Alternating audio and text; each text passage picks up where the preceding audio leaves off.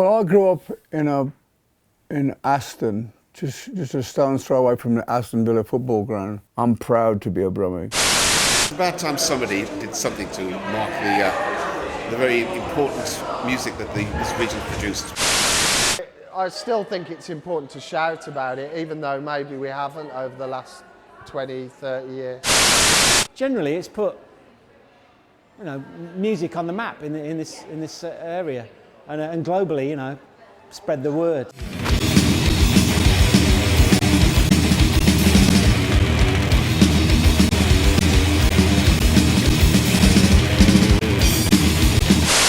think the Whole Metal project is a really good idea. Just from speaking to people in the past, if they come to Birmingham, the first thing that they'll ask me is, this is where Black Sabbath are from, where did they used to drink, where did they used to play? We don't have anything that's a lasting testimony to what these bands have come out of the region have produced. Our first manager, Jim Simpson, he started a blues club above a pub near the Albany Hotel called Henry's Blues House, and it was every Tuesday night, and you'd go in there and you'd jam, you'd have a few beers with your mates. I remember Robert Plant and John Bonham coming in there one night and jamming. I thought it was cool, and it was great. Always been into heavy metal. Best scene ever you could ever be in. Music's fantastic. Live gigs are fantastic and the people are just brilliant as well. What more could you ask for? I'm Sue Halford, Rob Halford's sister, out of Judas Priest. I'm here to support this amazing project that's happening. I think it's great, and I'm sure Rob would agree. He'd really be interested in it.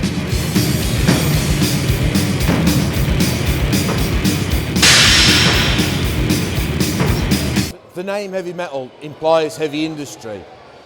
You can tell Sabbath reek of factories and sweat and industry and hard work. You get the feeling that they could see making music as getting up, going panel beating for 8 hours, and that does influence the rhythms of the factories, the rhythms of heavy metal, the same way soul is supposedly the rhythm of Motown in America, of Detroit. Birmingham soul is metal.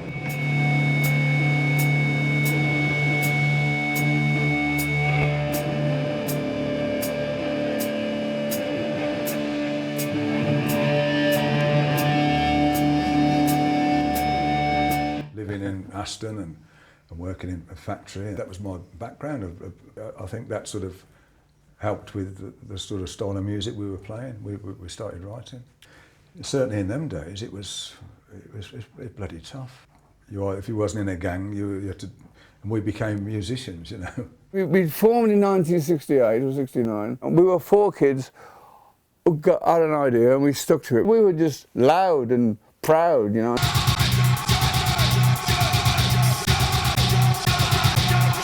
For me, some of the obvious things is living in a fairly sort of aggressive working class neighbourhood made me extremely defensive, But as opposed to being someone who embraced that sort of thug culture, I found myself going the other way. I found myself being really hypersensitive to it. So I felt, for me, that making this sort of music that was ultra aggressive or genuinely pop, which is basically Godflesh or something, it was like a sense of revenge for me on the neighbourhoods that I grew up in. It was like the sound of that scum, do you know what I mean? So it's definitely a huge part of what I do. What I was brought up in has shaped me for eternity. I think it's a really valid thing to do to pull it together, but it's also good as a social history project because music scenes, particularly ones that come from the underground rather than through the mainstream channels, which heavy rock did initially, and and bands like Judas Priest came from gigging in pubs and meeting people. It's the people that make those scenes develop, those sounds develop in part, as well as the musicians. So in this project, when people are coming in and bringing their memories, then it feeds back into a continuous cycle. I used to get this question asked all the while was, I bet you're happy about the research of heavy metal. I don't know about research. It's like as established as folk, country, blues, jazz. It's there, and there's no denying it. And we got 40 years on, and it's still, it'll pass. It'll pass when we all croak.